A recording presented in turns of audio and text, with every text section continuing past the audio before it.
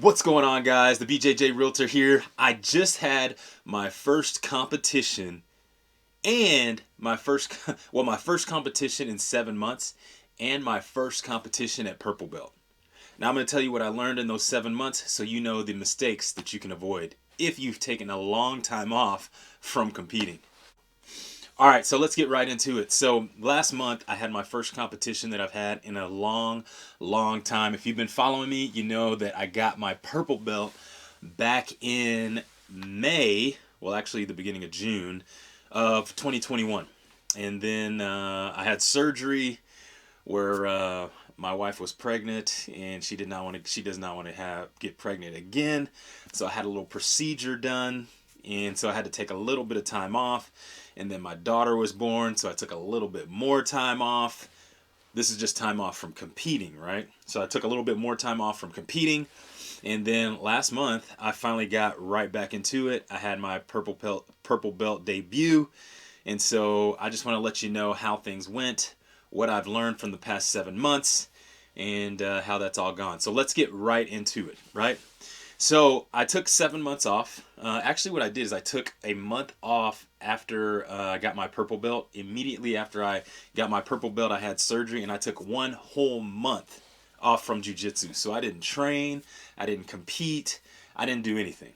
I still worked out, lifting weights, doing some other cardio type stuff, but I did not do any jiu-jitsu. And so uh, that was both good and it was bad. So the good part is whenever I came back, my body was like super fresh. My fingers felt great. That was probably the thing that felt the best were my fingers. Like my fingers were like so mangled up just from training so hard over the last year that whenever I came back, I did not have any trouble with my hands. And I didn't actually know how bad my hands were until I came back and started training again. But I just felt so good. My joints felt good. My knees felt good. Everything felt super good. Well, there was one downside to it though. The downside is that I was out of shape. So I was still working out, but you cannot get ready for jujitsu just working out.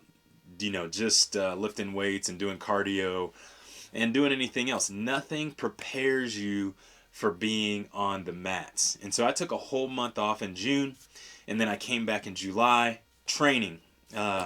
I did all the camps with our team. So our team still did Master Worlds, still did Worlds, did all of the big competitions, Nogi Worlds, and I did all the camps with them, helped them prepare, did all of that stuff. So I was still in good shape, technique-wise. I was learning, trying new things, developing my game, and so all during that time, I have been developing my game. Now, there's one other aspect to this that I got to talk about. My wife was actually pregnant. She had our baby in October of 2021, and so in that time, you know, I knew I wasn't going to be competing, and so my diet got a little off. So I ballooned up. You know, normally I'm around 220, 218, 222. I stay between 218 and 222. I got up to like 235, right? 235. Yeah. So think about that.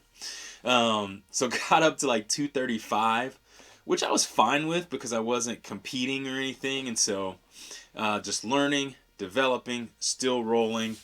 And then come around to last month, which was January of 2022, and signed up for a competition. I normally compete at super heavy, and super heavy is 222 and below. Well, Christmas came around, all of that. I did not get serious about my diet, and so I ended up having to compete at ultra heavy, right? Ultra heavy. So yeah, competed at ultra heavy, won one match, lost one match, and I competed very well.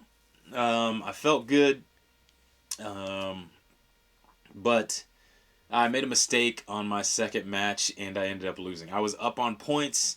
My mentality was that I wanted to keep attacking. I could have won the match if it would have been like a serious competition, then I would have just held, maybe held the points, been a little bit more cautious, not took as many risks, and won the match. But because it was my first tournament back, it was my first tournament as a purple belt, I was willing to take some more risk, and I took a risk. I was trying to finish the match and pass, and I ended up losing. So I'll put those two matches up on the channel. You can check those out if you're interested in checking those out, and let me know what you think or how you think I did in those matches.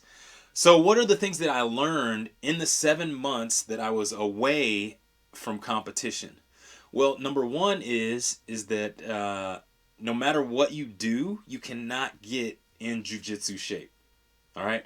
So number one is you can't get in shape for jiu-jitsu unless you are actually doing jiu-jitsu.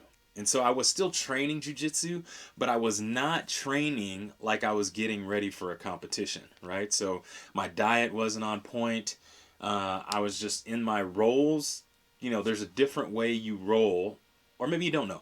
There's a different intensity at which you roll at when you're getting ready for a competition versus when you're just, in between competitions and getting ready for something. So developing your game. And so in that time, I was not in competition mode.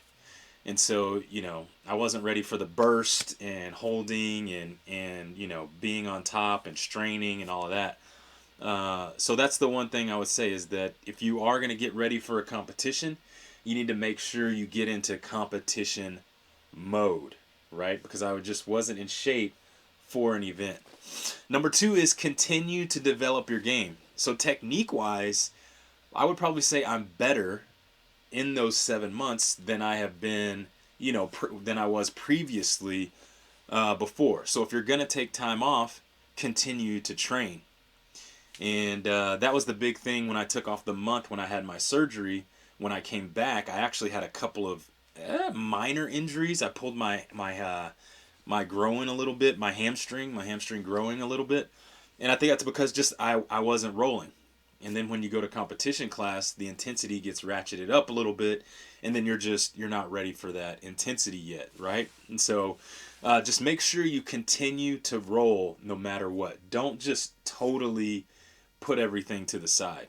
Get at least a few rolls in a week and be technically sound. Like develop your game, develop your weaknesses and your awareness in different positions. So now for myself, I have a very, very well-rounded game, and we've been working some attacks from side control and just doing a lot of different stuff that I'm excited about. So make sure you continue to roll and continue to develop your game. Now, the third thing I would say is you want to keep your diet on point, right? Just because you're not competing, don't let everything go. I mean, it's a good habit for myself in all aspects of life. Just because you're not going to be competing doesn't mean you shouldn't still stay disciplined in certain areas, right? And so that was kind of the hardest thing for me. Like I know what to do in order to lose weight, but the thing is you start letting life get in the way, and you're like, yeah, I can do this, but do I really want to do this right now? And if I would have kept my diet dialed in the whole time, then I wouldn't even have had to worry about that. So that'd be the other thing I would say is like keep your diet dialed in. Keep it dialed in. That way you don't have to worry about it whenever you come back in. And those are kind of the three things that I would keep on the top of my list, on the top of my mind, if you're taking time off or it's been a long time since you've competed. Those are kind of the things I would take a look at. And then I'll leave you with this one, is that if you're not competing or you haven't competed in a long time, you just have to expect that you're going to drop off a little bit, because competing consistently helps you get better at competing. So competing is actually a skill as well. And so I got in there and I had some things that I wanted to do, but because I hadn't competed in so long, I was just so hyper focused on a few things that I wanted to do. And then there were other positions that I normally know where I would do something, that I normally train and how I pass, but it just wasn't there. It wasn't there because I was focused on doing certain things and I had not competed in a while. And so my normal game did not come into play because of the anxiety of competition, is what I would say. And so just give yourself some grace there, knowing that you're going to see some things that you know you should have done that you would normally do, but because you haven't competed in a while and the nerves are going to get to you, because they always do, you're going to miss a few things. And you're going to be more tired than you normally would be. The adrenaline dump is real. Even if you've competed a lot, but that time off changes things, right? Hope you guys are doing good. Let me know your thoughts down in the comments.